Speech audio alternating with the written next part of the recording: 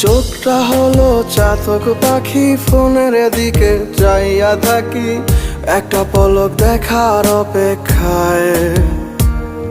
আজ কবরটারে টাইলস কইরা বাধায় রাখবে রে, টাকার মেশিন ঘুমায় থাকবে অতি যতনে।